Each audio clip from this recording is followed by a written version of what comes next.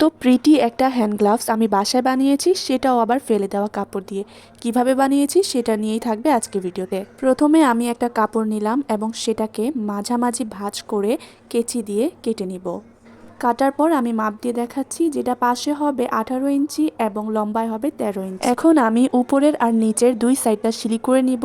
আমার এক সাইড আগে থেকে সিলি করা আছে, সো আমি অন্য সাইডটা সিলি করে নিব। এই প্রিটি হ্যান্ড গ্লাভসটা আমি অনলাইনে দেখেছিলাম, পরে ভাবলাম যে আমি নিজেই বানিয়ে নেই।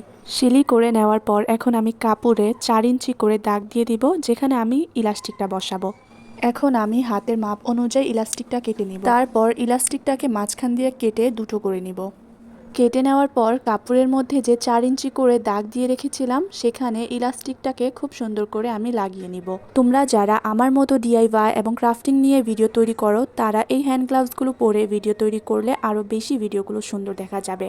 এটা তো আমি হাতের এই সাইডের জন্য লাগিয়েছি। এখন উপরের জন্য আমি সেম প্রসেসে আরও দুইটা কেটে নিব এবং সেমভাবে ওইটার মতো এটাও লাগিয়ে নিব। আমার এখানে ইলাস্টিকটা দেখা যাচ্ছে, কারণ আমার এই কাপড়ে পুঁথির কাজ করা আছে, তাই আমাকে একবার উপরে করে ইলাস্টিকটা লাগাতে হয়েছে। তোমরা যারা বানাবা তারা আর একটু নিচে করে লাগিয়ে নিবা, তাহলে আর ইলাস্টিকটা দেখা যাবে না। এখন আমি সুন্দর করে ফিটিংয়ের সিলিটা দিয়ে নিব।